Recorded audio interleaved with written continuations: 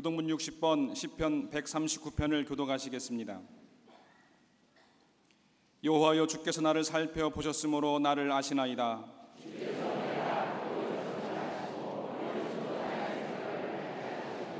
나의 모든 길과 내가 눕는 것을 살펴보셨으므로 나의 모든 행위를 익히 아시오니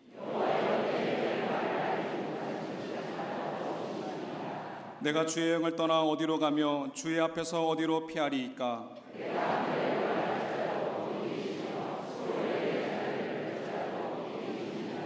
내가 새벽 날개를 치며 바다 끝에 가서 거주할지라도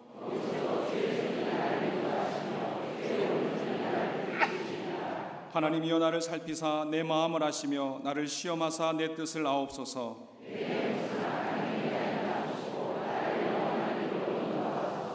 아멘.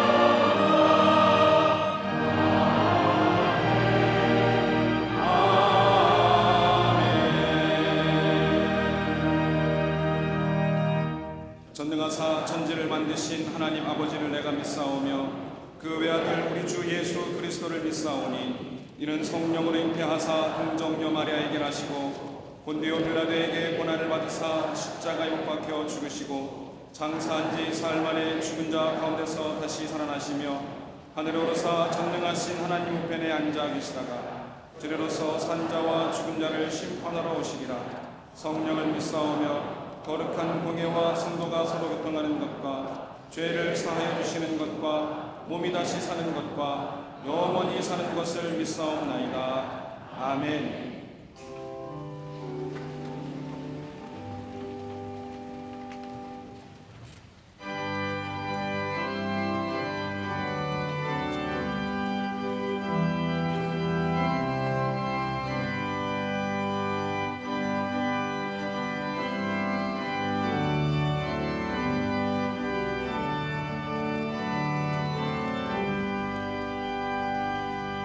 여로의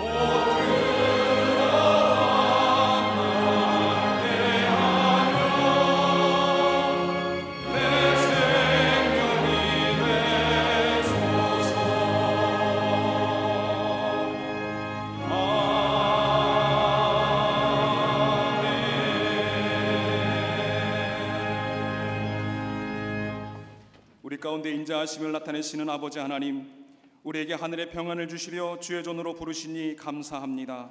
찬양의 제사 드리며 성소로 나와 영과 진리로 드리는 예배를 받아 주옵소서.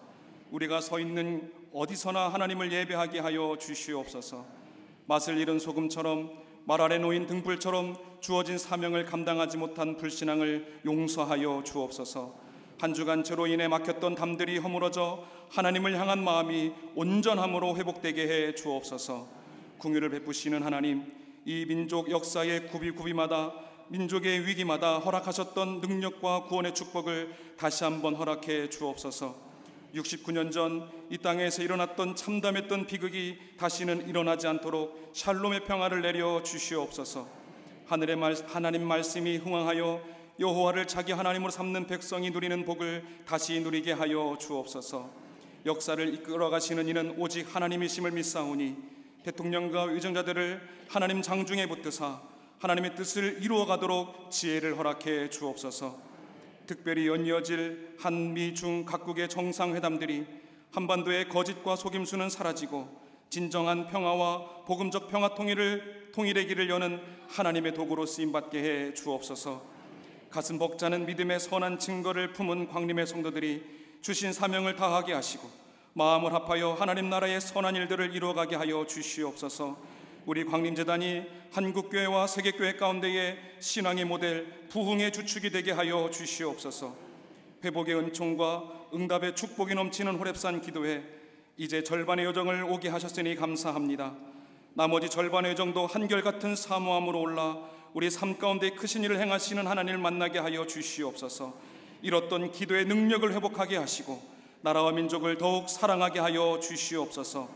졸린 눈을 비비며 함께 호렙에 오르는 광림의 자녀들이 이 세대를 새롭게 하는 다니엘과 에스라와 같은 영적 인물들이 되게 하여 주시옵소서.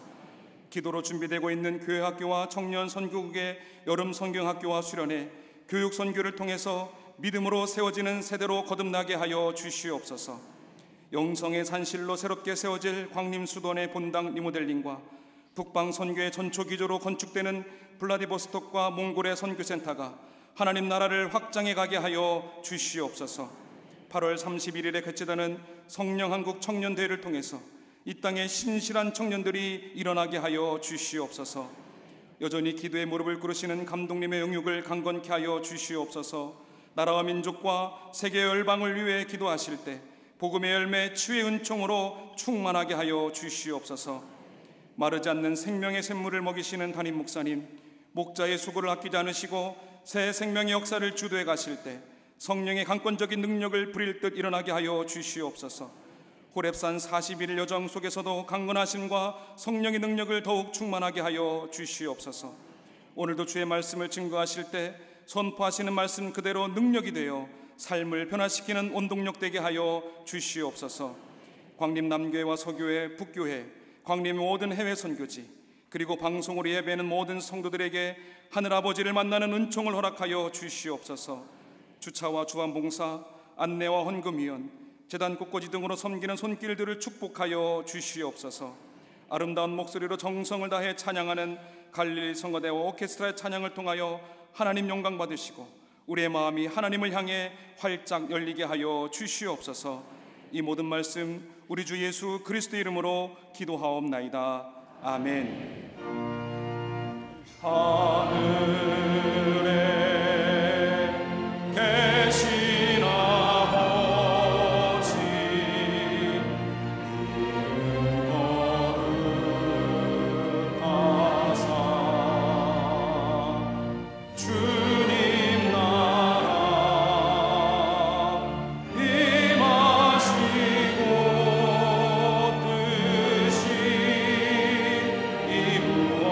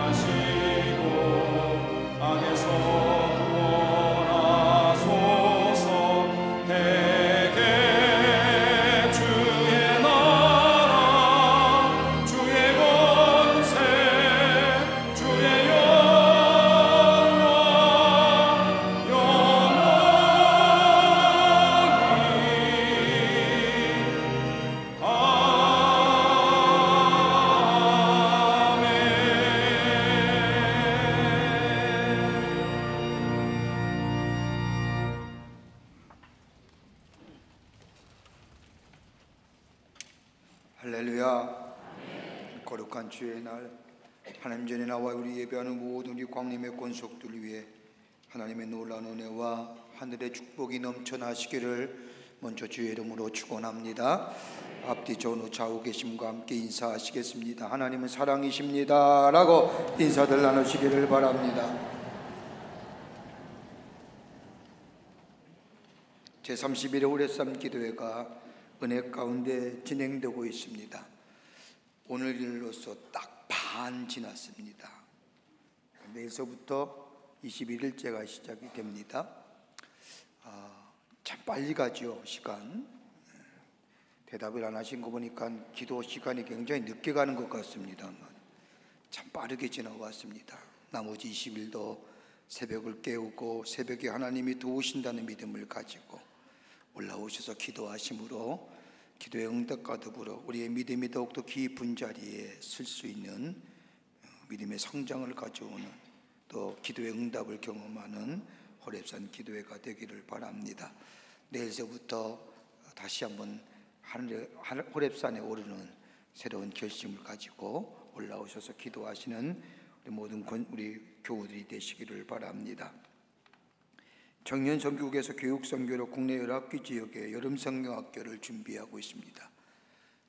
시골에 교회를 있는데 농촌에 아이들이 있는데 선생님이 안 계십니다. 그런 농촌교회가 참 많은데 우리 청년들이 가서 그 교회를 섬기고 여름성경학교도 인도하고 그 지역에 복음도 전하는 교육선교입니다. 여러분 나가실 때 우리 청년들이 청년선교국에서 귀한 것들 준비했는데 가져가셔서 보시고 기도해 주시고 그렇게 해 주시기를 바랍니다. 이런 많은 기도와 관심을 부탁드리고 또 격려도 해 주시고 또 할 수만 있다면 후원도 해 주시고 그러면 좋을 것 같습니다.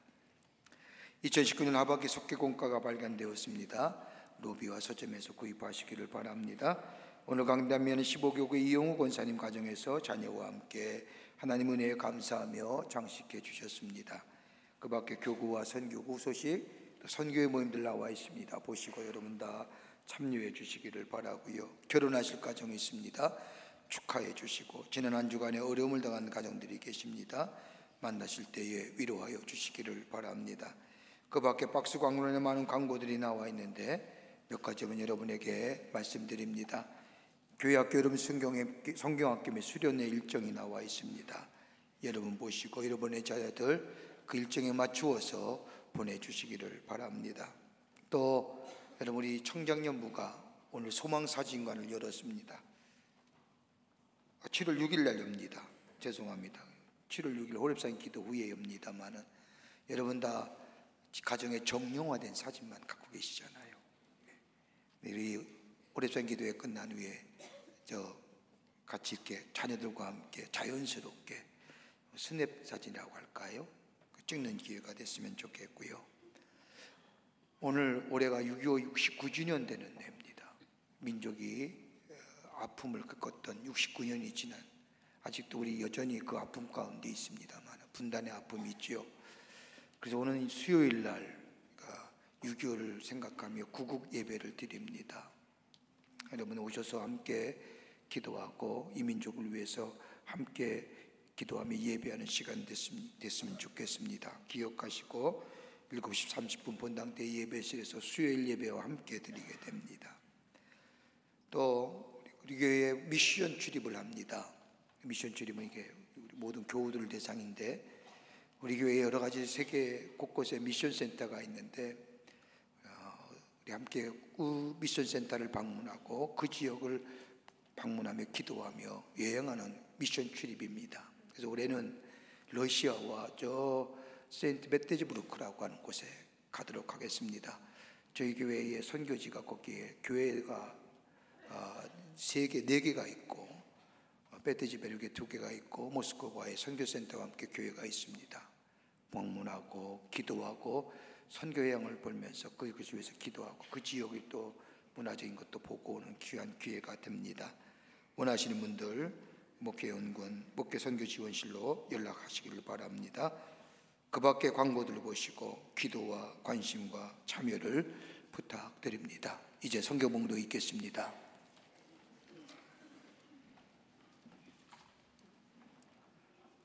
오늘 성경 말씀은 사도행전 3장 1절부터 10절까지입니다.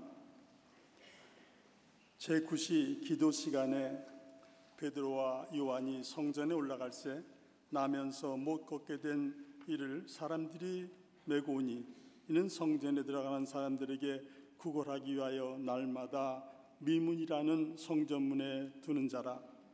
그가 베드로와 요한이 성전에 들어가는 것을 보고 구걸하거늘 베드로가 요한과 더불어 주목하여 이르되 우리를 보라 하니 그가 그들에게서 무엇을 얻을까 하여 바라보거늘 베드로가 이르되 은과 금은 내게 없거니와 내게 있는 이것을 내게 주노니 나사렛 예수 그리스도의 이름으로 일어나 걸으라 하고 오른손을 잡아 일으키니 발과 발목이 곧 힘을 얻고 뛰어서서 걸으며 그들과 함께 성전으로 들어가면서 걷기도 하고 뛰기도 하며 하나님을 찬송하니 모든 백성이 그 걷는 것과 하나님을 찬송함을 보고 그가 본래 성전 미문에 앉아 구걸하던 사람인 줄 알고 그에게 일어난 일로 인하여 심히 놀랍게 여기며 놀라니라.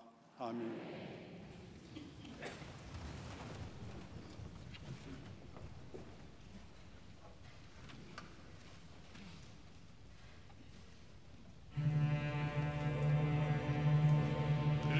예수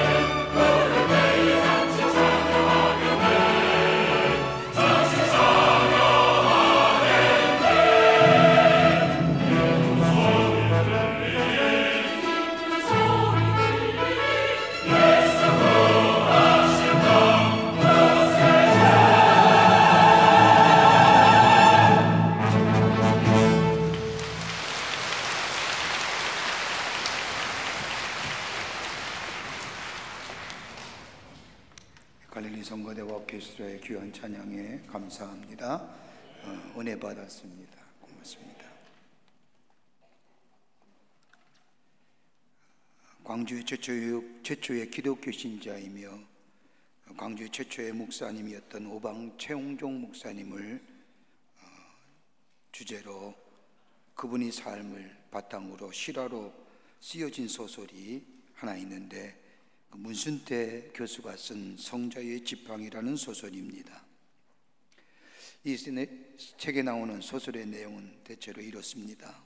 1904년 12월 매서운 겨울바람이 불던 어느 날 목포에서 광주로 오는 길목에 두 사람이 한 사람을 기다리고 있었습니다. 두 사람 가운데 한 사람은 김윤수 집사님이란 분이고 다른 한 사람은 청년 최홍종이라는 사람이었습니다. 이분들은 목포에서 의료 선교 사역을 하던 포사이트 선교사님을 기다리고 있었습니다. 왜냐하면 광주에 있는 동료 선교사인 오웬 선교사님이 생명이 위독하다는 이야기를 듣고 이 친구 선교사를 귀하기 위해서 목포에서 포사이트 선교사님이 광주로 오는 길이었습니다. 날이 몹시 추웠습니다. 눈이 내리고 바람이 심하게 불었습니다. 선교사님을 만나 나귀 위에 선교사님을 태우고 광주로 오는 길에 폐허가 되어 마치 흉가처럼 되어버린 집을 지나가게 되었는데 그 집에서 살려달라는, 저 좀 살려주세요, 저 좀 살려주세요라고 하는 소리가 들리는 겁니다. 놀라서 집적을 바라보니 거기에는 손과 얼굴을 가리고 있는 한센병 환자, 나병 환자가 살려달라고 하는 겁니다.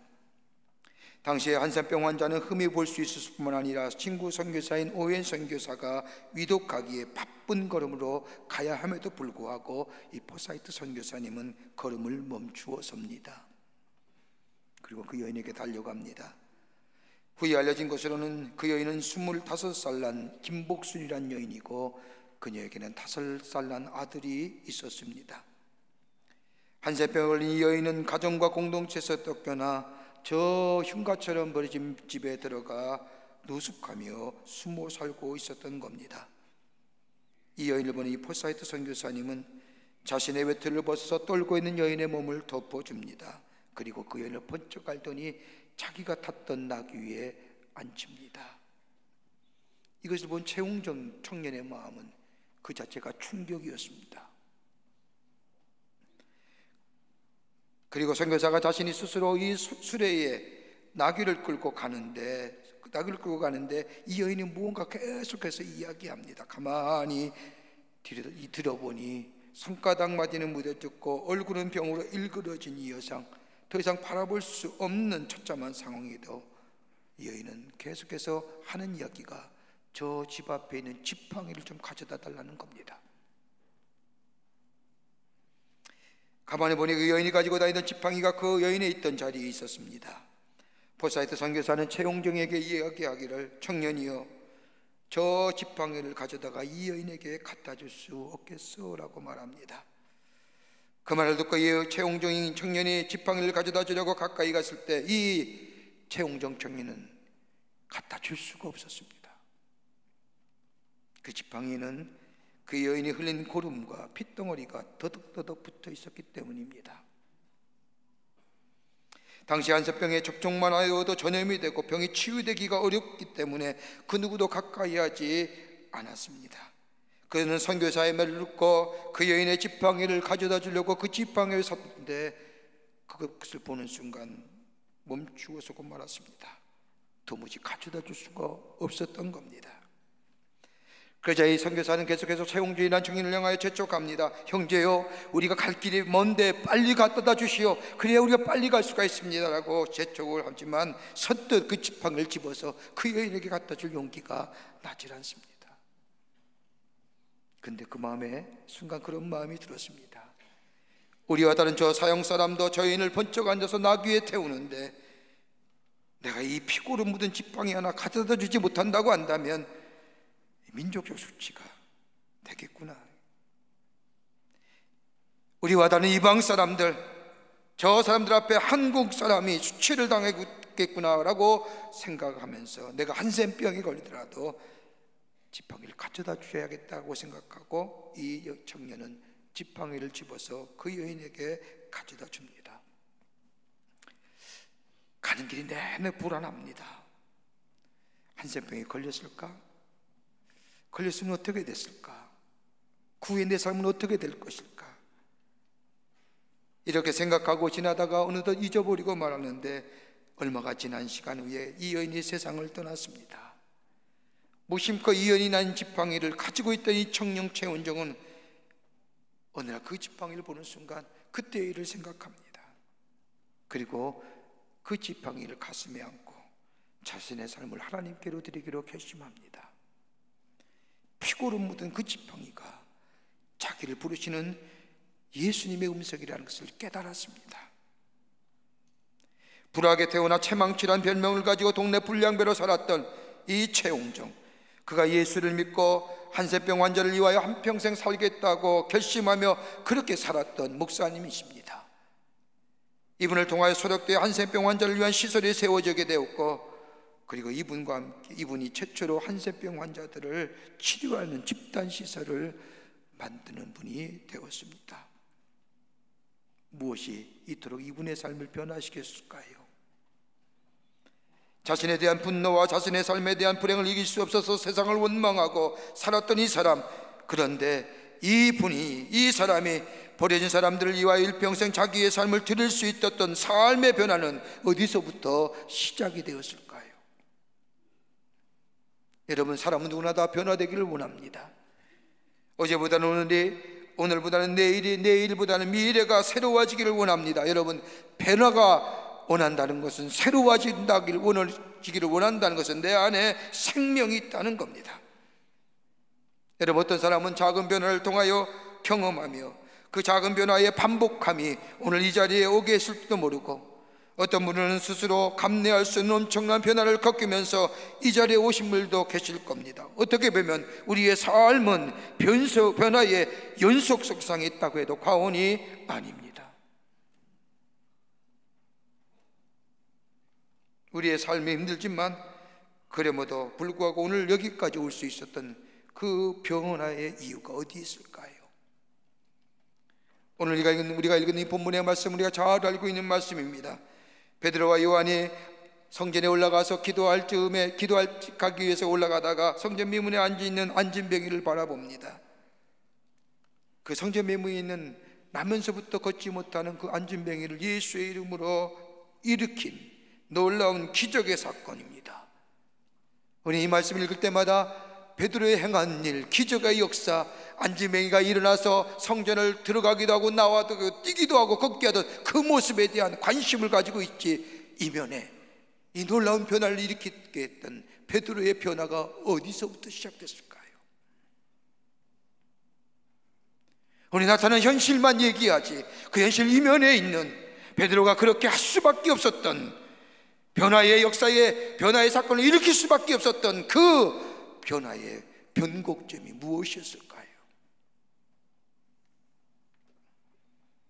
오늘 본문의 말씀, 우리 흔히 베드로를 향하여 성급함, 무모함, 고집셈, 완고함이라고 우리 베드로의 삶을 이야기하지만, 베드로를 변화시켰던, 그리고 이 놀라운 역사에 하나님의 나라의 복음을 전할 수 있었던 그 변화의 변곡점,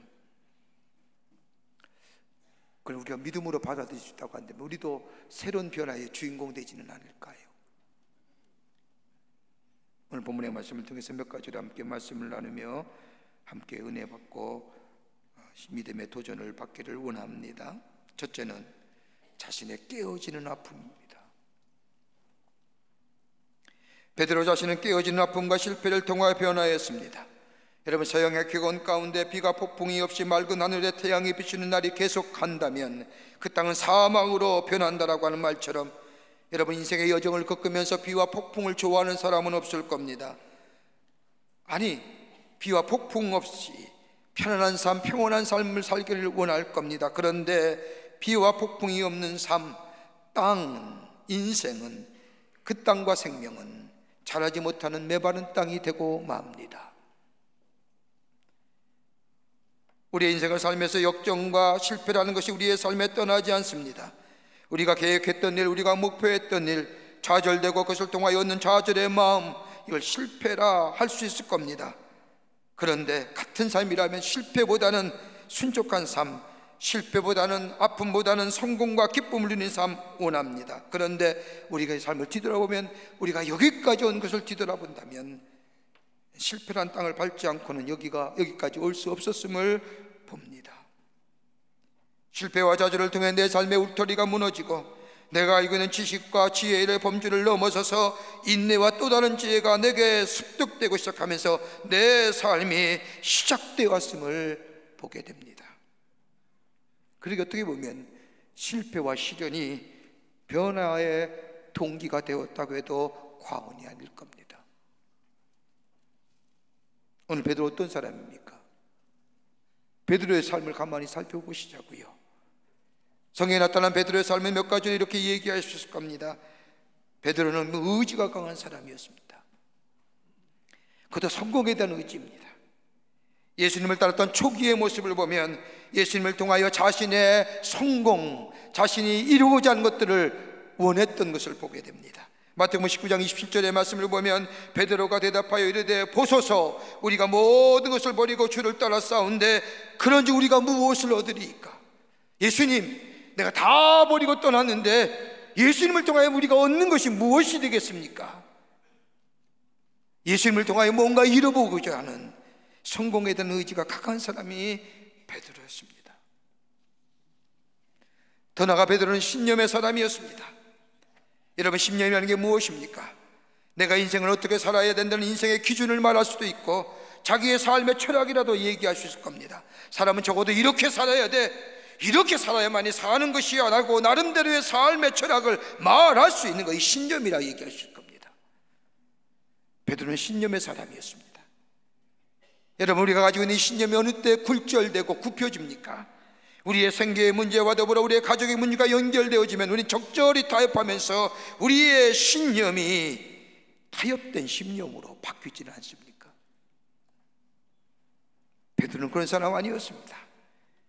베드로가 예수님을 따라 나서는 모습을 보면 자기가 가지고 있는 신념에 따라서 나는 이렇게 살아야 돼, 이것이 내가 사는 길이야 라고 그 신념 때문에 가족과 자신의 생계를 던져버리고 예수님을 떠납니다.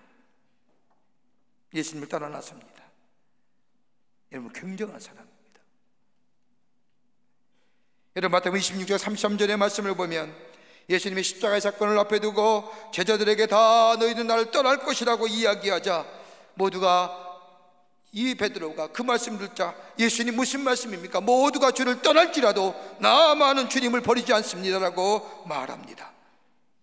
이렇게 공개적으로 말했을 때도 베드로를 비난한 사람이 아무도 없었습니다. 웬만하면 비난하죠. 잘난 체 안 해, 지가 뭔데. 근데 누구도 얘기 안 합니다. 왜요? 베드로가 그렇게 살아왔던 사람임을 알기 때문입니다. 아, 쟤는 한다면 해. 신념의 사람이기 때문입니다. 어떻게 보면 좋은 리더십을 가진 사람이라 할 것입니다. 또 하나, 베드로의 삶에, 베드로는 경험의 사람이었습니다. 경험을 말할 때에 연륜과 함께, 여러분, 경험과 연륜이 우리의 삶에, 우리의 인생을 살아갈 때 얼마나 귀한 지혜를 제공해 줍니까? 경험만큼 좋은 선생이 없다고 말합니다. 그렇지 않습니까? 해봤어, 이 말에 아무 말도 못하지 않습니까? 해보지 않으면 말하지 마라고. 경험 앞에 우리의 이성이나 우리의 가졌던 생각이 한순간에 사라집니다. 더 나아가 경험이 많은 사람은 자신의 삶의 한계와 자신의 삶의 부족한 점을 분명히 합니다. 내 경험으로 볼 때 이것은 안 돼, 한계를 압니다. 자신의 경험으로 이야기하는 사람에게 경험하지 못한 사람은 말 못합니다. 이처럼 베드로는 자신의 경험을 철저하게 신뢰했던 사람입니다. 마태복음 14장 22절의 말씀을 보면 예수님께서 저 물 위로 걸어오실 때에 제자들은 다 유령이라고 얘기하는데 예수님이란 사실을 아니 베드로가 예수님을 향하여 말합니다. 예수님, 나도 걷게 해 주십시오라고.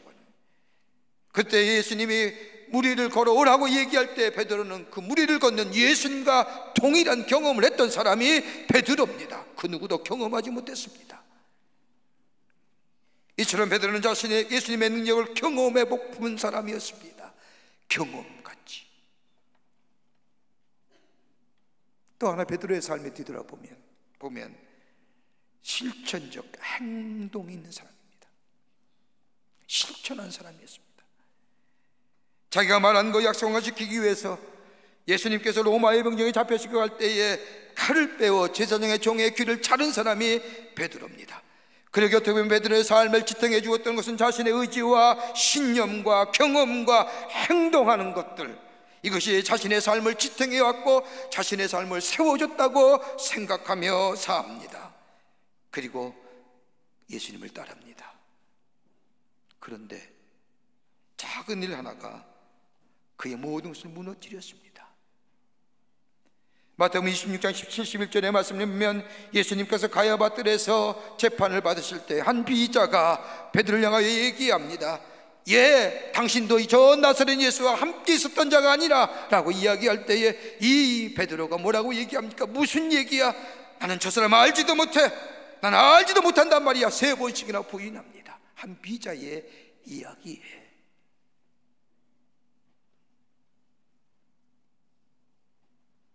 사람들이 지지해주고 사랑해주며 자기가 옳다고 생각했던 자신의 의지, 신념, 경험, 실천적 행동 한순간에 무너져가는 겁니다. 난 예수 부인 안 할 거야? 부인하지 않습니까?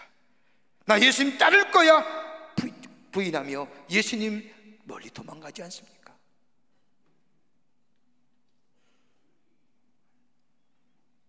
이 순간에 그는 아무것도 남아있지 않았습니다. 자신의 의지도 산산조각이 됐고 자신의 신념도 무너져갔고 자신의 경험도 자신의 행동하는 모든 것도 다 남아있지 않은 거죠. 자기가 옳다고 주장했던 것들, 내가 맞다고 생각했던 것들, 내 인생을 지켜주었던 것들이 한순간에 무너지면서 어떻게 해야 될지, 이제 어떻게 살아야 될지. 비로소 그는 겸손해집니다. 베드로전서 5장 6절의 말씀을 보면 이 베드로가 자신의 삶의 모습을 뒤돌아보며 이렇게 고백합니다. 그러므로 하나님의 능하신 손 아래서 겸손하라. 때가 되면 은혜를 주시리라. 내가 가졌던 내 경험과 내 신념과 내 의지가 나를 세워주는 것이 아니라 내 행동하는 양심이 나의 삶을 지속적으로 세워줄 줄 알았는데 아니더라는 겁니다. 내 삶을 지탱해 주었던 것이 내 안에서 깨어질 때에 내가 비로소 스스로 살아갈 수 없는 죄를 내가 알게 될 때에 내 삶이 하나님의 능하신 손에 아래 있음을 깨닫게 되니 베드로는 그 앞에 겸손하며 하나님의 능하신 손 아래 거하라 얘기하는 겁니다.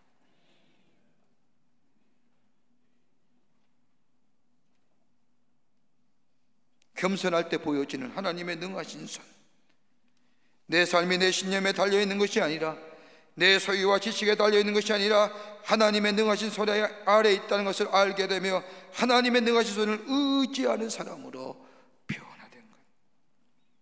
여러분, 자아가 깨져본 사람만이 자기 것을 내려놓을 수가 있습니다.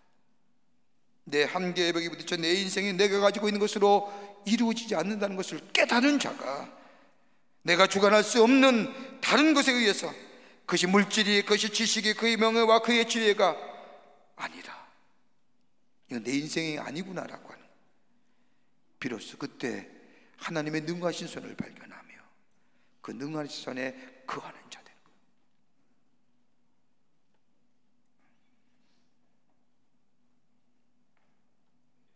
우리 주변에서 있는 사람들을 가만히 보면 깨어짐의 아픔을 경험한 사람들이 많이 계십니다.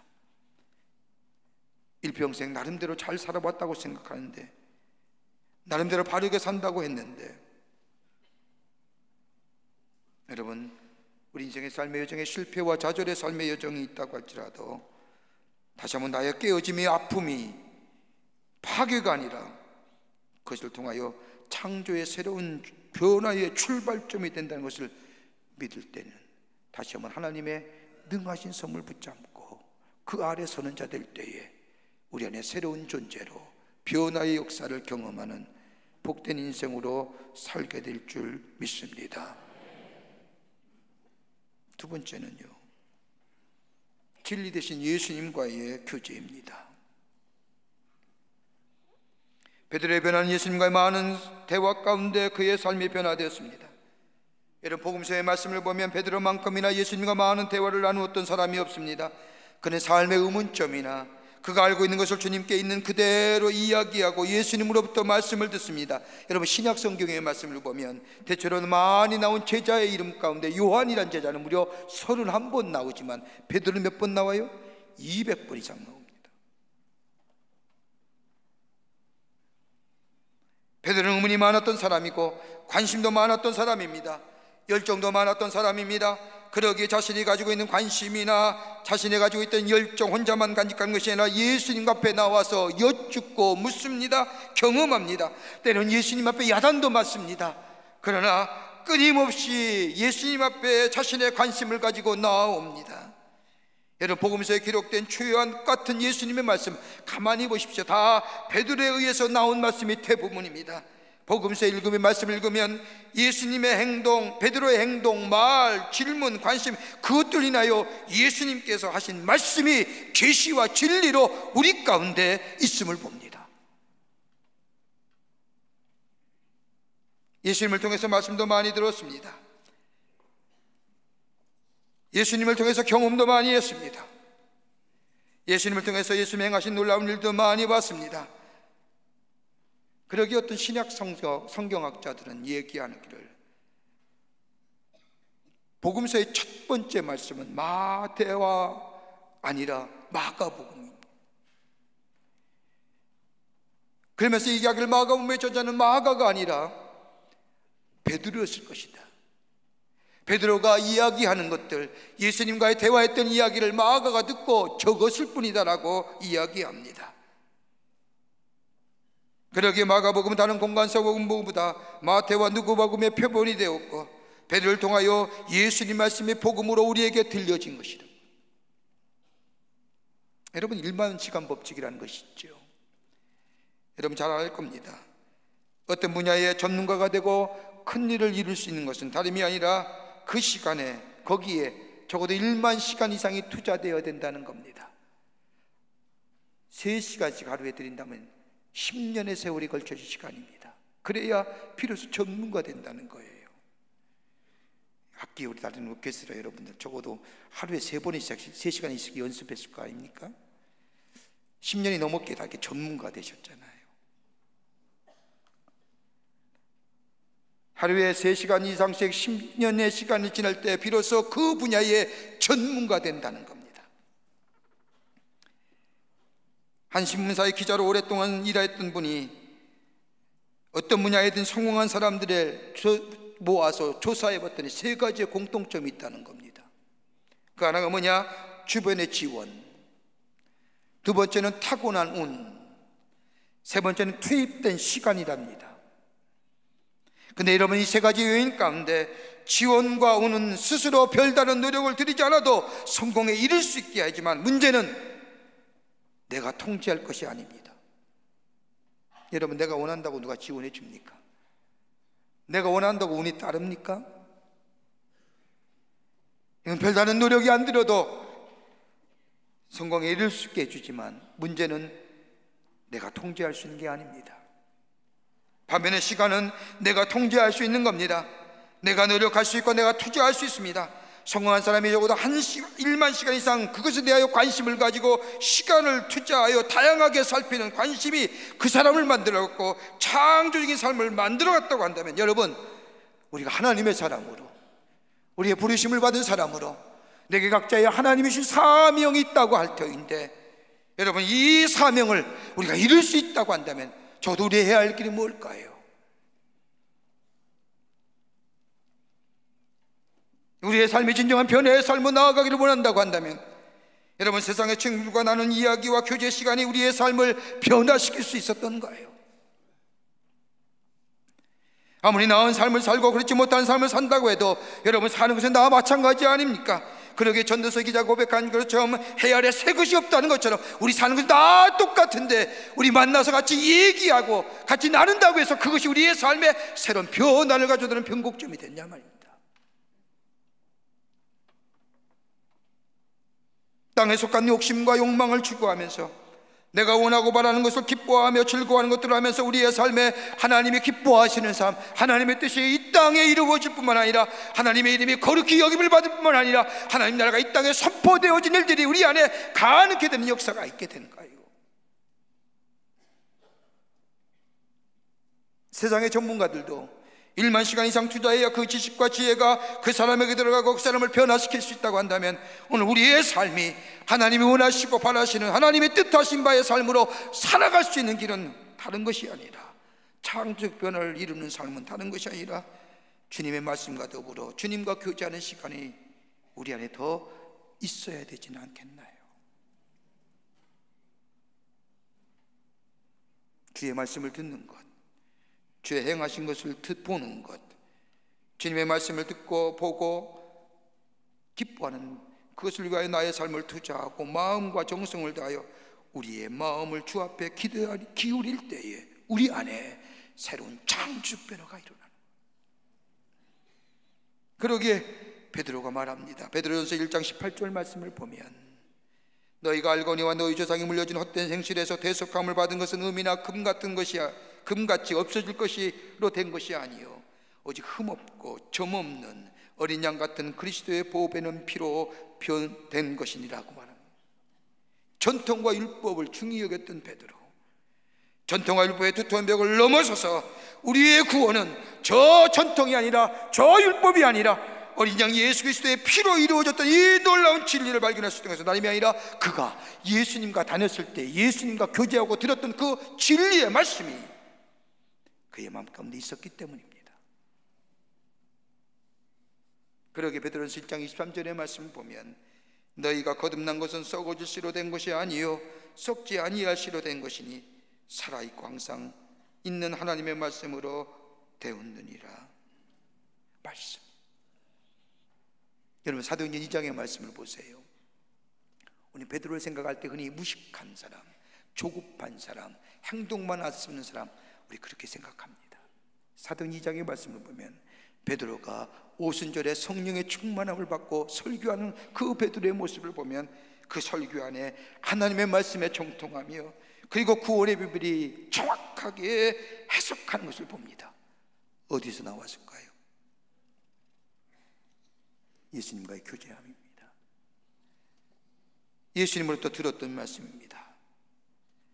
가룟 나는 돈에 관심을 갖고 그가 위기 앞에 섰을 때 그의 삶은 차살로 그의 인생이 맞추어졌지만은 베드로는 가룟유다보다 더 많은 죄질이 무거운 사람임에도 불구하고 그가 돌이킬 수 있었던 것은, 돌아갈 수 있었던 것은 주님과 나누었던 대답, 교제, 믿음의 부유함이 그에게 있어서 돌아갈 길을 열어주었던 겁니다. 말씀은 능력이 있습니다. 말씀은 생명을 살립니다. 말씀을 이로 하여금 돌이키게 하는 능력과 권세를 가지고 있고, 말씀을 이로 하여금 새로운 눈을 뜨게 만들고, 말씀은 나로 하여금 새로운 길을 보게 만듭니다. 그러기에 시편 119편 105절의 말씀을 보면 주의 말씀은 내 발의 등이요 내 길의 빛이니이다 라고 고백합니다. 창조적 변화의 주인공 되시기를 원합니까?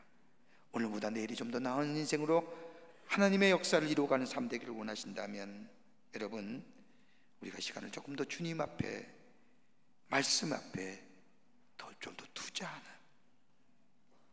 주님과의 교제함이 우리 가운데 지금부터 더 있게 될 때에 그 말씀이 나에게 능력이 되고 지혜가 되고 나의 삶의 진리가 되어 나를 새롭게 할 뿐만 아니라 나를 새로운 역사의 주인공으로 삼으시며 하나님의 거룩한 역사, 많은 자들에게 하나님의 살아계심을 증거하는 복된 인생의 삶으로 살아가게 해 주실 줄을 믿습니다.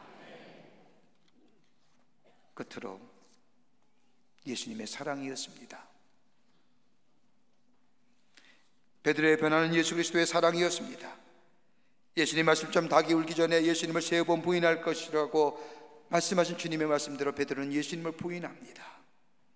거기에 자신의 약함과 자신이 철저하게 깨어집니다.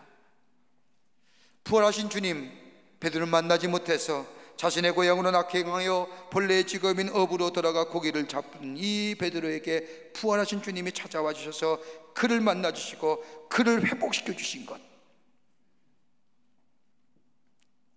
이것뿐만 아니라 예수님은 이미 베드로를 사랑하셨지만 자기 기준과 자기 생각에 빠져 있었기에 베드로는 예수님께서 자신을 얼마나 사랑하지 몰랐던 이 베드로에게 주님은 3번씩이나 물으십니다. 나는 대단한 인간이야, 나는 괜찮은 사람이야, 스스로 망각하고 색으로 생각하며 살았던 이 베드로, 한 비녀의 말에 의하여 한순간에 무너졌을 때 자신은 아무것도 아니라는 사실을 깨닫습니다. 예수님이 말씀하실 때에 나는 죄인을 구하러 왔느니라, 죄인을 위하여 이 땅에 왔느니라 말씀하실 때 죄인은 내가 아니라 저 당시에 바리새인이여 서기관이여 창기여 세리여 저들을 위해서 왔지 나를 위해서 오셨다고 생각하지 않았던 이 베드로입니다. 그러나 부활하신 주님이 자신의 삶이 다 무너졌을 때 찾아와 주셔서 예수님의 사랑에 대하여 희미한 기억만 남았던 자신의 모습에 찾아와 주셔서 아무것도 밤새도록 노력했는데 잡지 못했던 그 그물, 그 고기, 오른쪽으로 내려라고 하는 그 말씀에 순종했을 때 그 말씀에 따라서 순종하여 수많은 고기가 잡은 것을 통해요, 말씀을 통해서만이 내가 살 수가 있고 예수의 사랑만이 나를 온전케 했다고 하는 것을 깨달은 이 베드로, 주님이 3번씩이나 반복하여 물으시지 않습니까? 내가 나를 사랑하느냐? 내가 나를 사랑하느냐? 그리고 내 양을 먹이라고 새로운 사명을 부여주신, 그리고 새롭게 시작해 하신 그 예수님 다름이 아니라 예수님의 사랑이었다는 겁니다. 자신이 변화될 수 있었던 것은 자신의 실패와 좌절과 역경과 환난의 삶에서 깊은 절망의 자리에 몸부림치며 헤어나지 못할 그 자리에 나를 일으켜 세운 것은 다름이 아니라 예수의 사랑이었다라고 하는 거예요. 그러게 베드로전서를 통하여 베드로는 자신이 받은 사랑을 이렇게 말하지요. 베드로전서 4장 8절에 말씀하면 무엇보다도 뜨겁게 서로 사랑할지니라 사랑은 허다한 죄를 덮느니라. 베드로전서의 말씀을 보면 베드로는 사랑하는 사람들아, 사랑하는 사람들아. 왜요? 사랑만이 사람을 변화시킬 수 있기 때문입니다. 목사이며 저널리스트나 퀴스턴 마하라고 하는 분이 쓴 책 가운데 Simply Love라고 하는 책이 있습니다. 그 책에 보면 이 마하 목사님은 이렇게 얘기합니다. 사랑은 실용적인 기적을 낳는다. 사랑은 압스티클한 거 아니라는 거예요. 추상적인 게. 사랑하면 실용적이라는 거예요. 사랑하면 단순해지잖아요. 사랑하면 세상이 밝아지고요, 사랑하면 내가 소중해짐을 알게 되고요, 사랑하면 믿음이 생기고 사랑하면 희생하게 되고, 사랑은 서로 상호간이기에 상호간의 성장을 가져다 준다는 거예요. 그러니까 사랑은 실용적인 겁니다. 예수님의 사랑을 받으며 그리고 예수님을 사랑한다는 고백 앞에 새로워진 이 베드로, 새롭게 변화된 베드로, 오늘 본문의 말씀을 보십시오. 설교 다시 시작하는지요 라고 생각하는 게 하지 마시고, 본문 보자고 하니까 이게 또 다시 시작하느냐, 아닙니다. 본문으로 들어가면 이렇게 변화된 베드로가 성전의 문에 앉아있는 안재명을 봅니다. 매일 보던 친구입니다. 성전에 들어가지도 못하고 성전의 문에 앉아서 구걸하던 친구입니다. 변화된 베드로 관심이 달라졌습니다. 일상 속에 보던 그 성전 문에 앉아 구걸하는 사람, 그 사람에게 베드로는 다가갑니다. 그 사람에게 다가가며 그 사람을 보면서 베드로는 뭐라고 생각했을까요? 나면서부터 걷지 못했던 성전 미문에 앉아있는 사람, 나도 그랬지. 나도 일어설 수 없었잖아. 내 힘으로 스스로 일어설 수 없는 사람이었지. 회복될 수 없는 사람이었지. 나는 은과 금 그리고 나에게 주어진 것들이 나를 일으켜 세우고 나의 앞길을 인도해 줄 줄 알았는데 그게 아니었어. 무너지는 건 한순간이었지. 나를 일으켜 세우고 나를 새롭게 시작할 수 있는 것은 다름이 아니라 예수 그리스도의 이름이었지. 예수님 때문이야. 예수님 때문에 내가 오늘 일어설 수 있었던 거야. 성전 안에 들어가지도 못하고 성전의 미문에 앉아 구걸하는 저 사람, 주님과의 만남이 없었더라면 나 또한 저같이 구걸한 사람이 되었을 터인데, 나에게 눈을 뜨게 만들고 귀를 열게 만들고 입을 열게 만드신 예수님, 내게 은과 금은 없었지만 나를 일으켜 세우시고 나를 회복시키시고 다시 시작케 하신 그 예수님, 그 예수의 이름, 그 예수의 이름의 능력, 그걸 뭐예요? 앉은 배에게 준 거, 전파한 거예요. 명했다고 하는 것은 전파한 거예요. 내가 경험했던 예수, 나를 새롭게 했던 그 예수, 내가 은과 금을 가지고 내 것이 내 인생의 전부라고 생각했고 나를 지켜주고 나를 의지했고 내가 의지했던 그것 아무것도 아니란 사실 속에 절망과 좌절 앉아서 있을 수밖에 없는 나의 삶에 찾아오시 일으켜주신 그 예수 그리스도의 사랑, 예수의 이름의 능력, 그렇게 뭐예요? 내가 예수의 이름으로 명하노니 내가 예수의 이름을 너에게 준다라고 하는 거예요. 그러기에 3장에 와서는 뭐라고 얘기해요? 이 사건을 가지고 사람들이 주목하자. 왜 너희들이 나를 주목하느냐? 나 주목하지 말아라. 그 얘기하는 거예요. 자신이 경험했던 그 예수 그리스도의 고백, 저들에게 날 때부터, 나면서부터 걸을 수 없던 사람에게 전파되어 줄 때에 그 일어서게 된 겁니다. 예수의 이름은 생명입니다. 예수의 이름은 소망이고요, 예수의 이름은 죽은 자도 살리고 주저앉은 사람도 일으키게 하십니다. 왜요? 자신을 일으켰기 때문입니다. 여러분, 우리가 매일매일 새롭게 변화되기를 원하시지 않습니까? 여러분, 내가 가진 지식이나 재물이나 명예와 지위가 나를 새롭게 하는 것이 아니라 예수님 만나게 될 때에, 예수의 사랑을 깨닫게 될 때에, 예수님과의 교제 속에 들려오는 주의 말씀이 내게 다가올 때에, 부딪힐 때에 내 생각이, 내 가치관이 달라집니다. 새로워지는 데입니다. 이것이 창조적 변화의 변곡점입니다.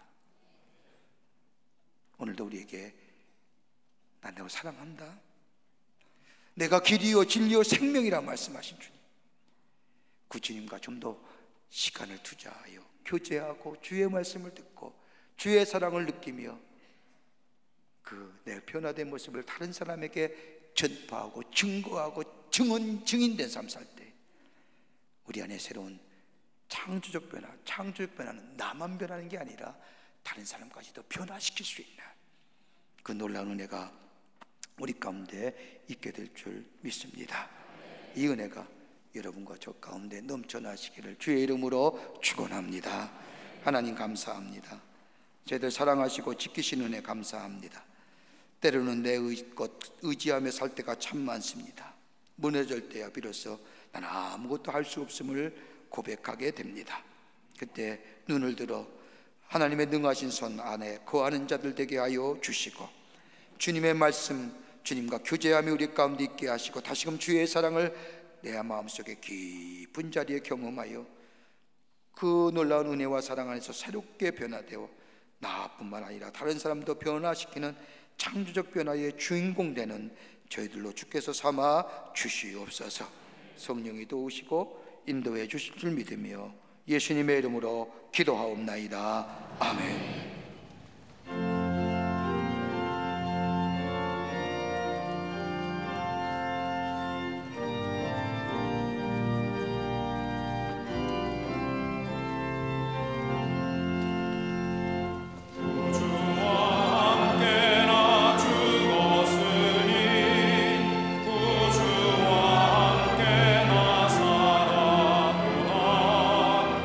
영광의 그날에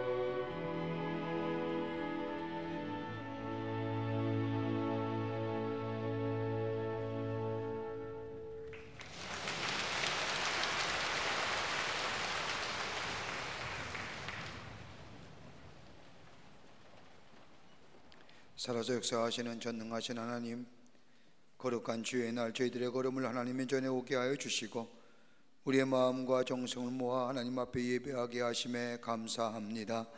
우리 예배를 기쁘게 음양하여 주시고 하늘문을 여시사 하늘의 놀라운 은혜와 축복이 많은 이 시간 되게 하여 주시옵소서. 하나님 앞에 예배드리며 귀한 힘을 성별하여 주님 앞에 봉헌합니다. 저희들의 믿음과 정성을 귀한 물질에 담아 드립니다. 받으시고 하나님 나라 귀하게 쓰임받게 하시고 이 물질이 쓸 때마다 구원의 기쁜 소식과 하나님 나라가 확장되는 역사가 나타나게 도와 주시옵소서. 드린 손길마다 축복해 주시고 저들의 삶과 저들의 가정과 저들의 기업과 자녀들 위해 하나님의 은혜가 늘 함께 하시고 하나님의 살아계심이 만방에 선포되어지고 증거되어지는 모든 일이 되게 주님 도와 주시옵소서. 아버지 하나님, 이 민족 위에 함께 해주시고 아버지 하나님이여 민족에 아버지 하나님의 전쟁이 있은 지 벌써 69년이 됩니다. 아버지 그 전쟁의 상흔 가운데 나누어져 있는 이 한반도 땅 이 민족 위에 주여 긍휼히 여겨주시사 참된 평화가 있게 도와주시고 하나됨의 역사가 나타날 수 있도록 주께서 이 민족 위에 함께하여 주시옵소서. 인간이 만들어진 인위적인 평화가 아니라 하나님이신 샬롬의 축복이 이 땅 위에 있게 도와 주시옵소서. 이 나라의 정치, 경제, 사회, 문화 모든 분야에 하나님의 공의와 정의가 물과 하수같이 흐르는 나라 되게 하여 주시고 아버지 안정되고 아버지 하나님의 새로운 미래를 향하여 나아갈 수 있는 이 나라 이 백성 되게 하여 주시옵소서. 이 시간에도 나라 위에 수고한 우리의 장병들이 있습니다. 하늘과 땅과 바다에서 수고한 우리의 장병들 위해 함께 해주시고 저들의 수고가 걷지 않도록 이 땅의 자유가 이 땅의 안보가 지켜질 수 있도록 주께서 도와주시옵소서. 우리의 삶이 매일매일 새로운 변화된 삶으로 찬조적 변화의 주인공 되어 하나님 나라의 확장을 위해 쓰임받는 복된 심령들, 풍요롭고 풍성한 삶으로 인도하여 주시옵기를 원하오면서 예수님의 이름으로 기도하옵나이다. 아멘.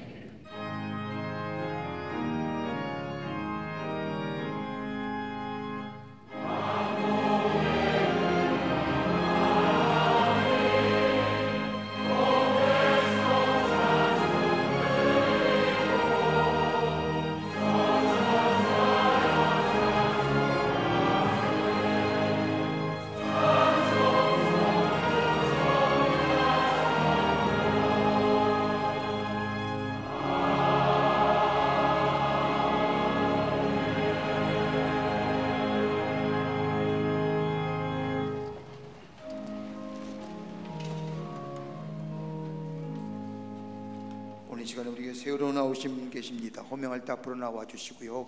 처음 오신 분 계시면 인도자 함께 나와주시면 환영하도록 하겠습니다. 한우정 성도님 인도하신 박보경님 어디 계십니까?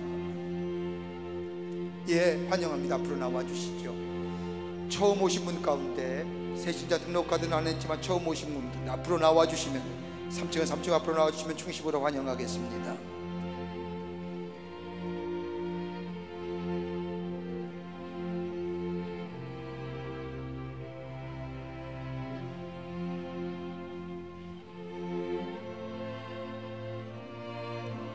기도하시겠습니다.